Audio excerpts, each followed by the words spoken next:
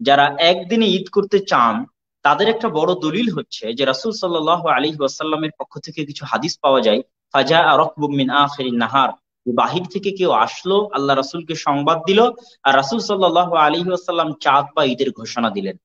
এরকম দু একটা হাদিসকে দলিল হিসেবে পেশ করে তারা বলতে চান যে যেহেতু এই ব্যক্তি কোথায় থেকে এসেছে সেটা স্পষ্ট নয়, আর তার সংবাদের উপর ভিত্তি করে রাসূল সাল্লাল্লাহু আলাইহি ওয়াসাল্লাম ঈদ করলেন, সেহেতু দূরের কোনো সংবাদ আমরা যখনই পাবো তখন আমাদেরকে ঈদ করতে হবে।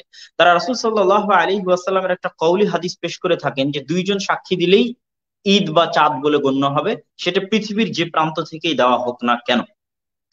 আর সবচেয়ে বড় সমস্যা যে যৌক্তিক অভিযোগটা তারা উত্থাপন করেন সেটা হচ্ছে লাইলাতুল কদর, সেটা হচ্ছে আরাফার সিয়াম। এই জিনিসগুলো যে সারা পৃথিবীতে যদি ইখতিলাফুল মাতালে মানা হয় তাহলে 2 থেকে 3টা লাইলাতুল কদর হচ্ছে, আবার আরাফার সিয়াম 2 থেকে 3টা হচ্ছে। আবার আমরা যারা সৌদি আরবের সাথে একই দিনে আরাফার সিয়াম পালন করতেছি, তারা যদি একদিনে আরাফার সিয়াম পালন করতে পারি তাহলে একদিনে কি জন্য ঈদ করতে পারবো না, এই প্রশ্নও কিন্তু তারা উত্থাপন করে থাকেন। আর সর্বশেষ যে বিষয়টা তারা বলে থাকেন যে আমরা যে অসম্ভব একই দিনে ঈদ পালন হওয়া অসম্ভব, এটা আমরা প্রমাণ করি এইভাবে যে যদি পৃথিবীর পশ্চিমে কোথাও চাঁদ সর্বপ্রথম দেখা যায়, তো পূর্বের দেশে সেই সংবাদ পৌঁছতে পৌঁছতে তাদের আসলে সাহারি করার মতো সময় বাকি থাকে না। তো এই উদাহরণের তারা যেটা উত্তর দেন যে অন্তত পক্ষে মুসলিম বিশ্বের দেশগুলো তো কাছাকাছি আছে, এবং মুসলিম বিশ্বের মুসলিম জনপ্রধান দেশগুলোতে তো আর এত লম্বা সময়ের পার্থক্য নাই যে একজনের চাঁদ আর একজনের কাছে পৌঁছতে পৌঁছতে তার সাহারির সময় শেষ হয়ে যাবে। তাহলে অন্তত পক্ষে সব মুসলিম দেশ কি জন্য এক সংবাদের উপর ভিত্তি করে ঈদ করতে পারবে না? লাস্ট কোয়েশ্চেন, যে এক খেলাফা যদি কোনোদিন বাস্তবায়ন হয়, যে আলবানী রাহিমাহুল্লাহর পক্ষ থেকে বলা হয়ে থাকে, উনি বলেছেন যে সারা পৃথিবীতে একদিনে ঈদ করা যাবে বা করা উচিত, বা একদিনে সিয়াম পালন করা যাবে বা করা উচিত, এই মর্মে নাকি উনি মত দিয়েছেন যদি সারা পৃথিবীতে এক খেলাফা থাকে। তো আসলেই এই মন্তব্য শেখ নাসিরুদ্দিন আলবানী রাহিমাহুল্লাহ দিয়েছেন কিনা, এবং দিলে বা না দিলেও এই মন্তব্যের কতটুকু যৌক্তিকতা, যে সারা পৃথিবীতে যদি এক খেলাফা ব্যবস্থা বাস্তবায়ন হয় তাহলে তখন আসলে সারা পৃথিবীতে একদিনে ঈদ করাটা বেশি গ্রহণযোগ্য হবে সেই পরিস্থিতিতে, না একদিনে ঈদ না করে ইখতিলাফুল মাতালে মেনে নেওয়াটাই বেশি গ্রহণযোগ্য হবে? আমি অনেক গুরুত্বপূর্ণ প্রশ্ন করলাম, আমাদের শ্রদ্ধেয় শায়েখ ডক্টর আবু বকর জাকারিয়া হাফিজাহুল্লাহর নিকট থেকে এই প্রশ্নগুলো দালিলিক উত্তর চাচ্ছি, এবং এটাই হয়তো আমাদের আজকের আলোচনার শেষ প্রশ্ন। এরপরে আমরা আমাদের দুই শায়েখের নিকট থেকেই আম নাসিহা, উপদেশমূলক 2-3টা বাক্য শুনে আমাদের আজকের অনুষ্ঠানের ইতি টানবো ইনশাআল্লাহ। তো আমরা শ্রদ্ধেয় শায়েখকে প্রশ্নগুলোর উত্তর দেওয়ার জন্য অনুরোধ জানাচ্ছি, ফালে তাফাদ্দাল মাশকুরা। বিসমিল্লাহির রহমানির রহিম। আলহামদুলিল্লাহি রাব্বিল আলামিন ওয়াল আকিবাতুল মুত্তাকিন ওয়ালা উদওয়ানা ইল্লা আলাল যালিমিন ওয়া বা'দ। যে অংশটুকু আমাকে এখন প্রশ্ন করা হয়েছে এটা পুরোটাই হচ্ছে দলিল নিঃসন্দেহে, এবং দলিল যে দিবে, দেখুন আমি কিন্তু দলিল খণ্ডানোর জন্য বসি নাই, মানে আমি একটা পক্ষ নেওয়ার জন্য বসি নাই। আমি মনে করছি উনি একটা দলিল দিয়েছেন, দিতেই পারেন। একজন মানুষ তার মতের পক্ষে দলিল দিবেন না তা কিন্তু না, কিন্তু সমস্যা হচ্ছে একটাই, তিনি যে দলিলগুলো দিয়েছেন এগুলো ওনার দৃষ্টিতে হয়তো গ্রহণযোগ্য, এবং এটাকে আমি নো করতেছি না। তিনি চেষ্টা করেছেন ওনার পক্ষ দলিল দিতে, আমিও ভিন্ন ভিন্ন মত ওনাকে উড়িয়ে দেবো তা কিন্তু আমি চিন্তা করতেছি না। আমি চিন্তা করতেছি একটাই, সেটা হচ্ছে যে উনি একটা মত দিয়েছেন, আরেকজন কি বলবেন জানেন? যিনি বলছেন যে রাজা রাকবুন, একটা লোক আসলো, আয়সা বলল যে আমরা তার দেখেছি, রসুল মেনে নিলেন। আপনি একটু চিন্তা করেন, দেখেন ওই লোকটি কিন্তু তার এলাকায় সম শুরু করে দেয় নাই। এক নম্বর কথা, তিনি রাষ্ট্রপ্রধানের কাছে আসছে, রাষ্ট্রপ্রধান বলছেন যে ঠিক আছে তাহলে আগামী দিন থেকে আমরা করব, কি কতটুকু ওয়াইজ জিনিসটা একটু চিন্তা করে দেখেন না কেন। তিনি কিন্তু শুরু করে দেন নাই, অর্থাৎ তিনি চাঁদ দেখা গেছে, তিনি কিন্তু কাজটা শুরু করে দেন নাই। তিনি কোথায় আসছেন?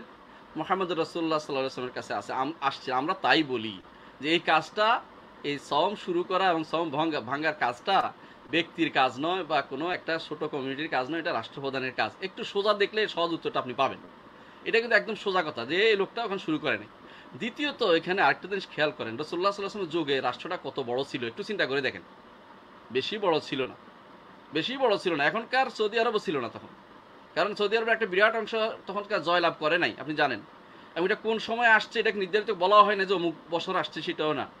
তাহলে আপনি বুঝতে পারেন যে খুব বড় ছিল না জায়গাটা, যার কারণে আপনি ওই পক্ষে দলিল দিলেই সেটা মানতে হবে তা কিন্তু না। আমি কিন্তু বিরোধিতা করতেছি না, কিন্তু আমি বলছি ভিন্ন মতটা উঠাই ধরছি যে ভিন্ন মতেরও সুযোগ আছে, এই জন্য যে তারা বেশি দূর থেকে আসছে এটা প্রমাণ করার কোনো সুযোগ নেই। একজন মানুষ, আরবরা বলতো যে সফরের দূরত্ব হচ্ছে 48 মাইল, আপনি বুঝেন।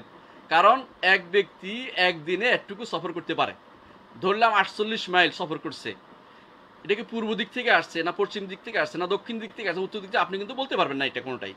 সুতরাং এইটার উপর ভিত্তি করে আপনি পুরোটাকে এইটার উপর নির্ভর করতে হবে, এটা কিন্তু বলতে পারেন না। হ্যাঁ, বলতে পারেন যে আমার একটা মাখাজ, একটা আমি দলিল পাচ্ছি, হ্যাঁ, যেমন অন্যরা দলিল দিতে আমিও একটা পাচ্ছি, এটা তিনি বলতে পারেন, কিন্তু এটা তার আসলে দলিল পক্ষে দলিল হচ্ছে না।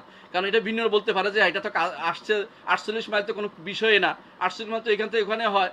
আমাদের ঢাকা থেকে ধরেন 48 মাইল যেতে টঙ্গীর শেষ মাথা ইয়ার গাজীপুরের শেষ মাথা গেলে 48 মাইল হয়ে যায়। তো এটুকুর মধ্যে আপনি কি কি পার্থক্য করবেন? আপনি দক্ষিণ উনি যে পশ্চিম দিক থেকে আসছে সেটার কোনো প্রমাণ আমরা দিতে পারতেছি না। আমরা তো আগেও বললাম যদি এক সোজা হয়, হয়তো কেউ দেখেছে কেউ দেখে নাই, কেউ খবরটা জানিয়েছে, সেটা হতে পারে। সুতরাং এটা দিয়ে দলিল দেওয়ার কোনো সুযোগ নেই। দ্বিতীয় যেটা তিনি বলেছেন যে দুইজন লোকে দেখার কারণে, দুইজন লোকের ন্যায়প্রাণ মুসলিম সাক্ষ্য দিলে সিয়াম ভঙ্গকারী কওলি হাদিস রয়েছে। আপনি একটু চিন্তা করে দেখেন, যদি দুইজন মানুষ সাক্ষ্য দেয় বাংলাদেশে আমাদের সরকারের কাছে, তাও কিন্তু গ্রহণযোগ্য হবে যে চাঁদ দেখছি। তাহলে এখতলাফটা কোন জায়গায় হলো?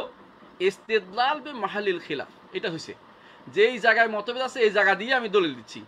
আমি তো বলি নাই যে দুইজন মানুষের দলিল দলিল দিলে আমি গ্রহণ করব না, কিন্তু দুইজন মানুষের দলিল যাকে দিছে, যার কাছে দিছে, সে তো গ্রহণ করতে বাধ্য বা সে গ্রহণ করবে।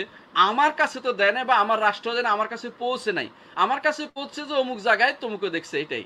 কিন্তু এটাকে আপনি ওই ব্যক্তি বা ওই রাষ্ট্রপ্রধান যিনি যতটুকু তার রেঞ্জের ভিতরে আছে ততটুকুতে আপনি বাধ্য করতে পারেন, অন্যকে বাধ্য করতে পারেন না।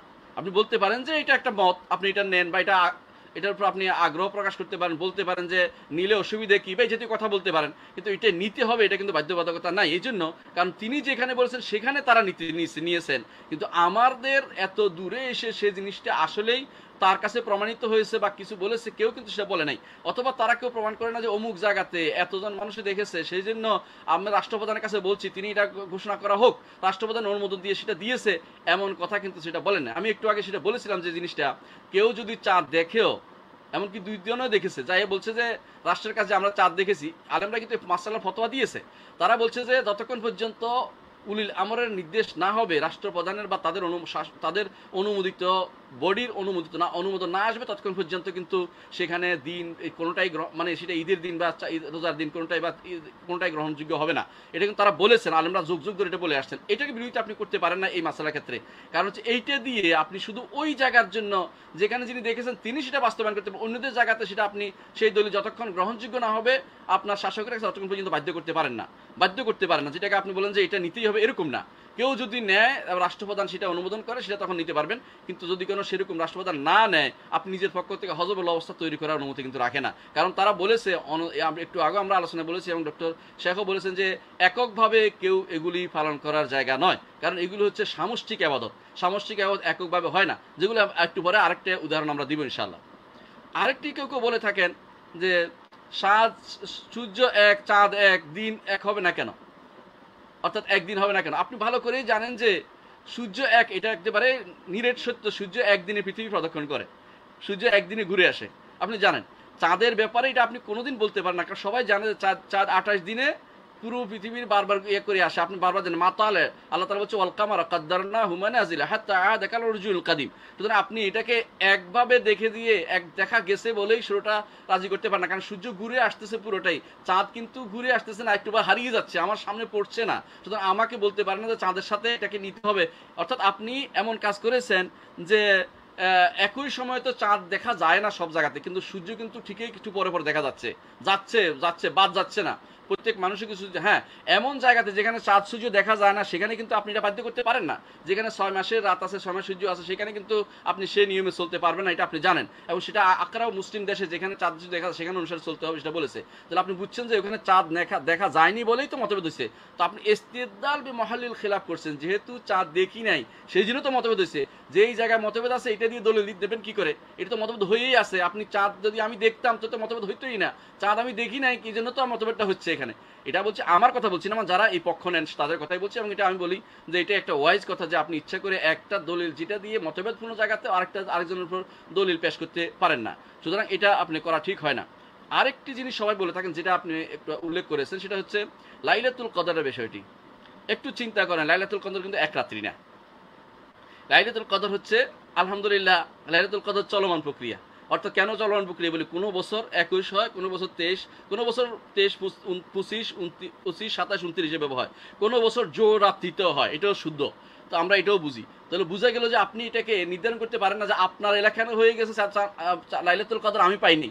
আরেকটি কারণ হচ্ছে লাইলাতুল কদর একটি নফল ইবাদত, এটার সাথে আপনি তুলনা করতে পারেন না। এখানে আরেকটি জিনিস আপনাকে বুঝিয়ে দেই, সেটা হচ্ছে আল্লাহ তাআলার জন্য এই জিনিসগুলো তিনি আসলে এইভাবে রেখেছেন যে মানুষ সবসময় ইবাদত করতে থাকবে। আপনি দেখুন আল্লাহ তাআলা প্রতি রাত্রে তিনি প্রথম নিকটতম আসমানে নেমে আসে, বলতে থাকেন হাল মিন মুস্তাগফিরিন ফাগফির আলাহ, এমন কেউ কি আছে যে আমার কাছে ক্ষমা চাইবে, আমি তাকে ক্ষমা করে দেব। আপনি একটু চিন্তা করেন, যখন বাংলাদেশে তিনি বলছেন, আমেরিকাতে তখন কি? নিঃসন্দেহে তখন আমেরিকাতে, বাংলাদেশের শেষ রাতে আমেরিকাতে অবশ্যই দিন হয়ে যাচ্ছে। তাহলে আপনি বলেন রাসূলুল্লাহ সাল্লাল্লাহু আলাইহি ওয়াসাল্লাম বাণী যেটা, এবং এটাকে মানতেই হবে, ইমামরা এটাকে আকীদার একটা বিশাল দর্শ বলে থাকেন, যেটা মানতে হবে। আপনি বলেন যখন আল্লাহ এটা বলছেন, তখন আল্লাহ কি আমেরিকাবাসীদের জন্য কি আল্লাহ বলবেন না? তিনি সেখানকার মানুষের জন্য সেভাবেই দিবেন। আপনি তো লাইলাতুল কদর নিয়ে সেভাবে আরব দেশে হলে বাংলাদেশে সেটা হতে পারবে না, এমন যুক্তি আপনি কুযুক্তি কেন দাঁড় করাচ্ছেন? আপনার এইখানেও আল্লাহ তাআলা ঠিক লাইলাতুল কদরের আভাস দিবেন, সেখান থেকে ঘুরে এসে যেভাবে দেয়া দরকার 24 ঘন্টার ভিতরে আপনাকে দিলেই তো হলো। আপনি যে অংশে পেয়ে যান রাতের, সে অংশে আপনি লাইলাতুল কদর পালন করতেছেন, সে অংশে হয়তো আপনার যে লাইলাতুল কদর হয়ে যাচ্ছে। আপনি এটার জন্য সবকিছুকে দাঁড় করাই দিবেন যে না এই মুহূর্তে হতে হবে, তাহলে আপনি বিপদে পড়বেন। কেন জানেন? কোনো এলাকাতে ঠিকই একই সময়ে আপনি পুরো রাত পাবেন না। কোনো জায়গা দেখবেন যে এই সময় রাত চলে গেছে, এখন শোবে সাদিক হয়ে গেছে, আপনি সেখানে কি বলবেন? সেই জায়গাতে আপনি কি বলবেন? কোনোভাবেই আপনি সেটা কিন্তু প্রতিপালন করতে পারছেন না। তাহলে এইভাবে বলার কোনো সুযোগ নেই। লাইলাতুল আরাফা নিয়ে কথা হচ্ছে, আরাফার ব্যাপারটি মতভেদপূর্ণ মাসালা। এখন এটা এবং কি আমাদের মাশায়েখদের মধ্যে ভিন্ন ভিন্ন মত আছে এটাতে, এবং ভিন্ন ভিন্ন মতভেদ এই জন্য হয়েছে, এটা কোনো এমন কোনো মাসালা যেটা রাষ্ট্রের সাথে সম্পৃক্ত। আমরা জানি এটাও নফল ইবাদত। নফল ইবাদতের ক্ষেত্রে প্রত্যেকে আমরা ইজতিহাদের, এই জন্য যেহেতু ইজতিহাদের মজাল রয়েছে, সেহেতু ইজতিহাদের এখানে করে থাকে। এই জন্য কারণ আরাফা একটি জায়গার নাম, সেই সব অনেকে বলে থাকে। হ্যাঁ, কেউ বলে যে সেখানে ইয়মুত তাসের কথাও আসছে, হ্যাঁ ইয়মুত তাসের কথা আসছে, আল্লাহ আল্লাহ, এটা হতে পারে, অথবা ভিন্ন মতও হতে পারে। আমি কোনোটাকেই এখানে প্রাধান্য বিরুদ্ধে যাচ্ছি না, কিন্তু আমি বলতে চাচ্ছি এটাই যে আরাফা পালনের জন্য এই আপনাকে এই একটা নফল ইবাদত পালনের জন্য আপনি ফরজ ইবাদতটাকে পুরো পুরো প্রক্রিয়াটাকে, যেটা সম্পূর্ণভাবে রাষ্ট্রীয় এখন মানুষের সমস্ত মানুষের সাথে সম্পৃক্ত, সমস্ত মানুষের কমিউনিটির সম্পৃক্ত, এটাকে আপনি কোনোভাবে একটা নফল ইবাদতের সাথে এই ইল্লতের সাথে এক করে দিতে পারেন না। এক করে দিতে পারেন না, এটা হয় না, এটা হয় না কখনো। আরেকটি অনেকে বলে থাকেন যে, যেটা আপনি বলেছেন যে খবর পৌঁছার কথা, যে খবর যদি পৃথিবীতে পৌঁছার বিষয়টি হয়ে থাকে, অর্থাৎ পূর্ব দেশে তো আগে পৌঁছতে পারলে এখন তো পৌঁছা যায়। এটা তো হচ্ছে একটু আগে ওটা নিয়ে আমরা আলোচনা করেছি, কিন্তু যে খবর পৌঁছার যথেষ্ট কিনা, একটা জায়গায় খবর পৌঁছছে কিনা। হ্যাঁ, খবর পৌঁছলে একজন মানুষ নিতে পারে, কিন্তু নিতে তিনি বাধ্য কিনা, খবর পৌঁছার পরে তিনি নিতে বাধ্য কিনা, এটা তো মতভেদপূর্ণ জায়গাতে এসে গেছে আবার। তো যেই জায়গায় মতভেদ আছে, সেই মতভেদপূর্ণ জায়গাতে, এটাকে বলা হয় ইস্তিদলাল বিমাহালিল খিলাফ। মতভেদপূর্ণ জায়গাতে আপনি খবর পৌঁছা একটা ইল্লত, একটা কারণ, এটা সব কারণ না যে আপনাকে এটা বাধ্য করতে হবে। অনেকগুলো কারণে একটা শরঈ হুকুম নির্ধারিত হয়। খবর পৌঁছা একটি কারণ, কেউ বলেছে, যেমন বলেছে শাইখুল ইসলাম ইবনে তাইমিয়া, কিন্তু সবাই কিন্তু এটা বলে নাই। একটা কারণ, একজন ব্যক্তির কথা দিয়ে আমরা তাকে সম্মান করি, তার মতকে সম্মান করি, প্রাধান্য দিই, কোনো সন্দেহ নেই অনেক জায়গাতেই, কিন্তু একটা মতকে দিয়ে আপনি অন্যদের উপরে সেটা চাপিয়ে দিতে পারেন না। এটাকে বলা হয় যে আল ইজতিহাদু লা ইয়ানকুদু বিইজতিহাদি মিসলিহি। একজনের ইজতিহাদ আরেকজনের ইজতিহাদ দিয়ে কাটাকাটি করা যায় না, কারণ এটা তার ইজতিহাদ এবং ইজতিহাদি মাসআলা সেহেতু আপনি খবর পৌঁছা গেছে, এখন বাধ্য করতে পারেন না। হ্যাঁ, কেউ যদি নেয়, একটু আগে ডক্টর মঞ্জুরি আলী যেটা বলেছেন যে রাষ্ট্র সরকার এবং আলেমরা মিলে কোনো জায়গাতে একমত হয়, সেটা কিন্তু খবর প্রচার কারণ নিতে পারে, এটাতে আমরা অস্বীকার করি না, কিন্তু এটাকে আপনি বাধ্য করতে পারেন না এটার কারণে যে না নিতেই হবে, অন্যদের সওম হচ্ছে না, অন্যদের ইবাদত হচ্ছে না, অন্যরা ঈদের দিনে রোজা রাখতেছে, অথবা ঈদের দিনে এই করতেছে ইত্যাদি কথাবার্তা যারা বলে থাকেন, তারা কিন্তু উম্মতকে বিভ্রান্ত করছেন, এবং এটা কিন্তু করা তাদের জন্য উচিত নয়। তারা যা বলবেন তাদের রাষ্ট্র সরকারকে বলবেন, তারা যদি মানাতে পারেন ভালো, না মানলে তাদের উচিত হবে রাষ্ট্র সরকারের নিয়ম অনুসারে যাওয়া, এবং এর আলেমদের সংখ্যাগরিষ্ঠ আলেম যারা আছেন বা যারা আলেম বলে বিবেচিত, তাদের মতের অনুসারে চলা, যে এর বিরুদ্ধে অবস্থান নিয়ে উম্মতের মধ্যে ভিন্নতা প্রতিষ্ঠা করা কখনো উচিত নয়। কারণ এটা দ্বারা ঐক্য হয় না, অনৈক্য হয়েছে।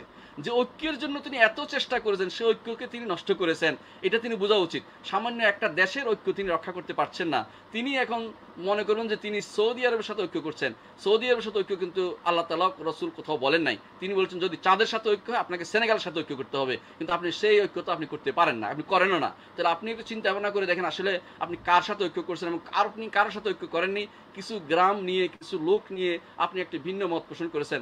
ভিন্ন মত পোষণ করাটা আমি দূষণীয় মনে করছি না, কিন্তু আপনি যে দেশে বাস করেন সে দেশে আলেমদের সাথে ভিন্ন মত পোষণ করে, সে দেশের কমিউনিটির সাথে ভিন্ন মত পোষণ করে আপনি চললেও আমি বলবো না আমি নিষেধ, কিন্তু যেই হুকুমটা রাষ্ট্রের সাথে সম্পৃক্ত, যে হুকুমটা সম্পৃক্ত হচ্ছে রাষ্ট্র প্রধানের সাথে এবং নির্দেশের সাথে এবং একটা ব্যাপক কমিউনিটির সাথে, তখন সেখানে আপনি আলাদা হওয়া যাওয়ার অর্থ হচ্ছে আপনি একটি ভিন্নতা অবলম্বন করলেন। এটা যেন না হয়, এটা আমাদের খেয়াল রাখতে হবে। সুতরাং এই বিষয়গুলো আপনি সহজে আপনি ইস্তেদলাল মহলের খেলাফে করছেন, মূলত যে জায়গাতে ইখতিলাফ আছে এটাকে বারবার তুলে ধরতেছেন। এটা তো মতভেদ হয়েই আছে, আমরা তো নিষেধ করি নাই যদি কোনো কেউ গ্রহণ করে কোনো এলাকায়, কিন্তু আপনি ওইটা বলছেন কেন যে নিতেই হবে? এইটা ইল্লত কোথায় পেলেন আপনি? আপনি দেখেন নিতেই হবে এটা প্রমাণই হচ্ছে যে কুরাইব নেন নাই, ইবনে আব্বাস নেন নাই মুআবিয়ার কথা রাদিয়াল্লাহু আনহুম জামিআন, ইবনে আব্বাস রাদিয়াল্লাহু আনহুমা, মুআবিয়া রাদিয়াল্লাহু আনহু, এরা কিন্তু কার কথা নেয় নাই? কুরাইবের কথা নেয়, মুআবিয়ার কথা নেয় নাই, ইবনে আব্বাস রাদিয়াল্লাহু আনহুমা। তাহলে ওনারা নেন নাই একে অপরের কৌল, তারপরেও তো কেউ বাধ্য করে নাই। এবং তখনকার দিনে সাহাবায়ে কেরাম জীবিত ছিলেন, এবং কম নয় অনেক সাহাবী জীবিত ছিলেন, আপনারা জানেন অনেক সাহাবী, কারণ আপনাদের বড় বড় সাহাবী ছাড়া বেশিরভাগ সাহাবী জীবিত ছিলেন, কিন্তু একজন মানুষকে এবারে কথা বলতে শোনা যায়নি। এর অর্থ হচ্ছে তারা শুনেছেন, জেনেছেন, কিন্তু তারা এবারে বাড়াবাড়ি করেননি। তাহলে জানার বুলুগে বাধ্য করতে হবে এমন কোনো বাধ্যবাধকতা আমরা চোখে দেখি না। বুলুগ পৌঁছলে ইচ্ছা করলে আমল করতে পারে, ইচ্ছা করলে আমল নাও করতে পারে, বরং এটা কমিউনিটির সাথে রিলেটেড। আমরা বলেছি যেটা একটু আগে সেটাই।